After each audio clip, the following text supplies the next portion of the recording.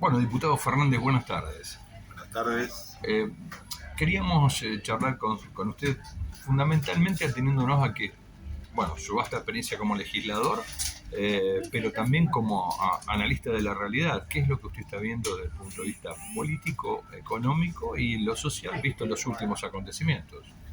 Bueno, visto en lo económico, en lo social, claramente yo provengo de una fuerza social como los pequeños y medianos empresarios, también que estamos vinculados directamente a los trabajadores, al consumo interno, lo que es el cooperativismo.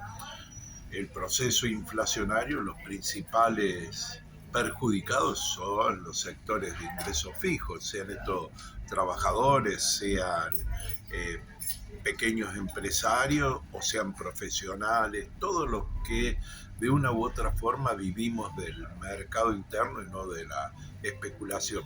Por eso es una gran preocupación, siendo parte de este gobierno nacional, como en el caso del legislador nacional que me toca hacer, no haber podido achicar esa brecha que nos ha hecho tan desparejo en cuanto a que además de la pobreza es el enorme distancia, la enorme desigualdad entre sectores sociales que potencian otras cuestiones como la de seguridad. Hay que decir que nuestro país no ha terminado su proceso de desarrollo integral, no lo ha iniciado para mi parecer tampoco, sino que viene manteniendo índices y cuestiones favorables como hacen a la producción, como hacen a la creación de riqueza, porque el Producto Bruto viene creciendo, porque también lo que hace a la utilización de la capacidad productiva viene creciendo, lo que hace a la ocupación y subocupación viene en una senda de recupero, pero esto no se ha transferido a los sectores trabajadores y estos sectores vinculados a la economía con mayor equidad distributiva. Así que eso potencia todas las otras cuestiones como es la seguridad. Pero también la experiencia nos dice otra cosa. ¿Qué aspectos cree usted que se deben profundizar como para que esto que usted marca se traduzca en un objeto deseado, que creo que tal vez sea del deseo del gobierno nacional, pero que no da con el punto como para que eso se trueque en una evidencia material? La, la situación económica y social viene condicionada por factores y esto es muy notable que en Argentina así sea porque nos dejaron condiciones. Yo los otros días en la Cámara de Diputados, cuando se nos marcaba que el jefe de gabinete, Agustín Rossi, había explicado 3 o 4 causas que condicionaban el accionar de gobierno, las comparaba con las frases del expresidente Macri o las explicaciones que daban los ministros de Economía. Algunos la recordarán seguramente. Pasaron cosas, veníamos bien y de golpe nos agarró una tormenta. Sí. Y en realidad nosotros estamos explicando esta situación que se ha creado a partir de condicionamientos como fueron lo de la pandemia, en el marco de un país endeudado, cuando todos los países del mundo pudieron recurrir al endeudamiento para poder soportar lo que traía en consecuencia la pandemia, que es una paralización de las actividades productivas. Veníamos con un país que a los poquitos días de asumir el poder empezamos a recuperar la producción, pero hubo que paralizarlo, pero también decir que luego vino una guerra que condicionó precios internacionales muy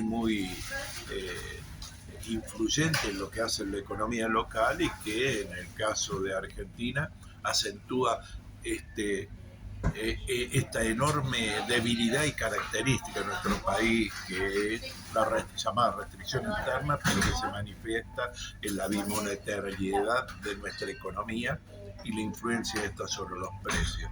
Luego hay que decir que de la guerra vino una sequía, la más grave desde 1929, no solamente sequía, en lugares como Córdoba hubo heladas tardías, en otras producciones regionales, piedra, es decir, todas las condiciones que marcan esta situación. Y es una preocupación del gobierno, esto que decías vos, con respecto a la desigualdad en la distribución de la riqueza. Pero juegan otros factores. La inflación como elemento disciplinador también en la distribución de la riqueza, y ahí juegan los sectores concentrados de la economía. Nuestra economía venía decreciendo, se extranjerizó, es un proceso inexorable que viene de concentración, y los sectores monopólicos no están para favorecer a la grande mayoría, sino para beneficiarse de ellos. Aumenta la pobreza, pero aumentan las ganancias de las grandes empresas. Esa es una cuestión que tenemos que resolver. ¿Cómo cree usted hacia dónde hace acordar algunos de los tiempos del menemismo en términos técnicos, ¿no? Hablando de esta manera, que no entiendo no debe ser la voluntad del gobierno nacional de que sea ese el resultado. ¿Cómo cree usted que el Parlamento puede ayudar, ateniéndonos a que, bueno, hubo medidas que se tomaron desde el Ministerio de Economía que todavía no se han terminado de plasmar? ¿Cómo avisora ese camino? No, es importante. Usted sabe que la mayor herramienta que tiene el Estado para tratar de intervenir en esa desigualdad son políticas de intervención estatal, que muchas de ellas necesitan leyes, como es el caso de creación de impuestos. Usted fíjese, vamos a construir o terminar de construir una parte del gasoducto Néstor Kirchner, con lo que fue el resultado del llamado el impuesto a la renta, el impuesto a la riqueza. Sí, nosotros se hicieron otros planteos, como poner a la renta inesperada, como lo han puesto varios países de Europa. También establecer algún tipo de impuesto que haga mucho más progresivo el sistema tributario nuestro. Nosotros hemos avanzado en tratar de segmentar las políticas tributarias, pero nos hemos encontrado con una oposición cerrada de los sectores más opositores, valga la redundancia, y en muchos casos sectores que practican una oposición que poco les importa el país, sino que ellos creen cuanto peor, mejor las posibilidades para acceder al gobierno, y nos encontramos con un parlamento semi-paralizado y que a veces logramos sesiones a partir de lograr puntos de acuerdo con otros sectores no tan radicales como los que maneja, por ejemplo, el PRO junto por el Cambio. ¿A qué se va a ver obligado, entiende usted, el Frente de Todos, entendiendo de que este es un año electoral, que falta no mucho para que las elecciones, por lo pronto las pasos y después las generales, decía, ¿qué desafíos va a tener respecto de un resultado como para poder llegar a atentar a aquellos sectores que habían acompañado en su momento al Frente de Todos en 2019, vuelvan a redir atentos a esos 4 millones de personas que no fueron a votar en 2021, ¿no?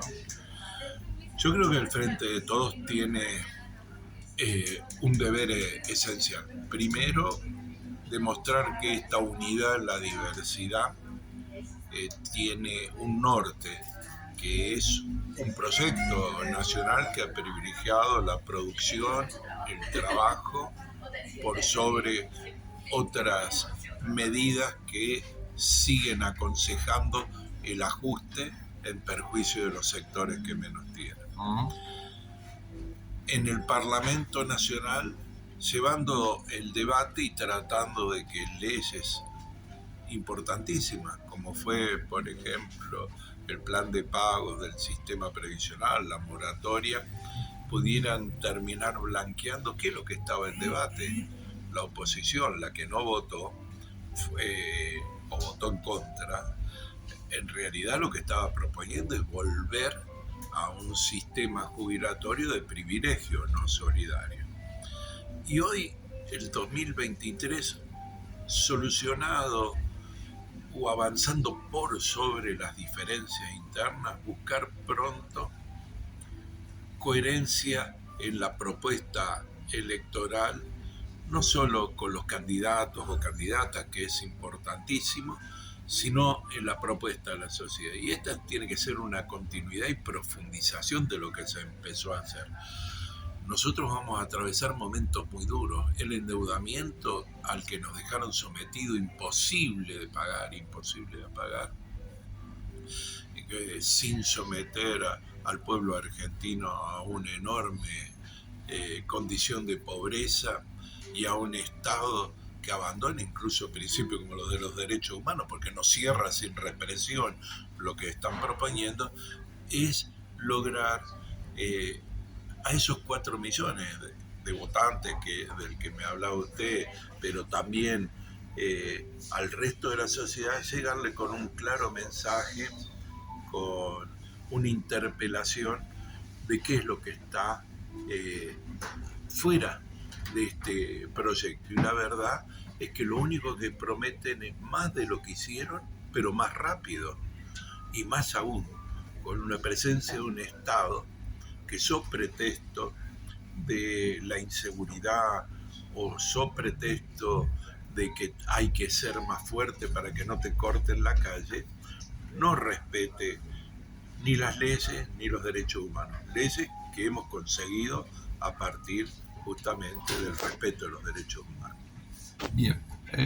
Ayer se vivieron escenas de violencia, digamos, en un operativo que intentó hacer el ministro de Seguridad de la provincia de Buenos Aires. Ahí se podría decir de que hay cierto descontento social que, vinculado con aspectos seguramente de la seguridad, pero también a lo mejor fogoneado de alguna manera por la situación social que se vive.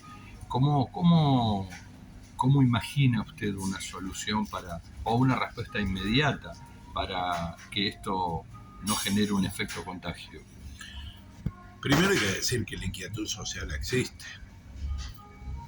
La inquietud social existe cuando usted va a la panadería, a la carnicería o a la verdulería y ve los precios desbocados, ve que no hay la actualización, o la actualización corre por detrás de la inflación. Eso existe. Ahora hay condimentos. Nosotros acá en Córdoba, concretamente en la provincia de Córdoba, como legislador de Córdoba, tenemos a los empleados estatales en pie de lucha. Hoy los empleados de sanidad, los docentes, porque incluso de un modelo que se presenta como diferente, que el de Schiaretti, que dice por sobre la grieta plantearnos un modelo. Ese modelo en Córdoba no es resuelto, es una reprimarización de la economía que nos torna muchísimo más sujetos a vaivenes de o los precios internacionales, o en el caso de la sequía. Al reprimarizarse la economía hay cada vez menos producción manufacturera, más agropecuaria, los ingresos de la provincia van a disminuir, para colmo concentrado y con un Estado que no satisface a las cuestiones esenciales. También en Córdoba hemos tenido, volviendo a la pregunta, hace pocos días un fallo de una gran lucha que hubo por la muerte el asesinato de un chico. Este joven era de sectores medios. Generalmente los muertos por la policía son de sectores bajos o desplazados, y acá movilizó a la sociedad y se logró un fallo que es va a ser un hecho determinante en la vida cordobesa, pero argentina, que es que no contra la violencia institucional. Así que hoy digo que lo que se plantea como violencia en el caso de provincia de Buenos Aires suena más a provocación política. Los que tenemos algunos años hemos oído muchas veces de tirarnos un muerto en el jardín, y hoy lo que sucedió en Buenos Aires, existe preocupación, existe inquietud, pero también existen hechos armados para profundizar estos enfrentamientos. Una reflexión de 30 segundos.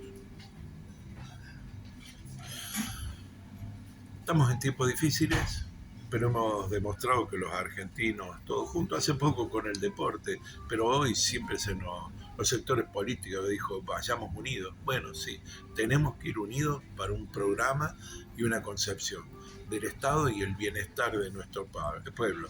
No se puede otra vez volver a esto de soluciones mágicas, como en 5 minutos soluciona el problema de la inflación, sean libertarios, sean Juntos por el Cambio. Tenemos que entenderlo entre todos, los verdaderos radicales, los verdaderos peronistas, los que aspiramos a una Argentina distinta, y en el 2023 lograr estabilizar un proceso que merecemos todos los argentinos en el marco del recuerdo de los 40 años de democracia. Muchas gracias, diputado Fernández.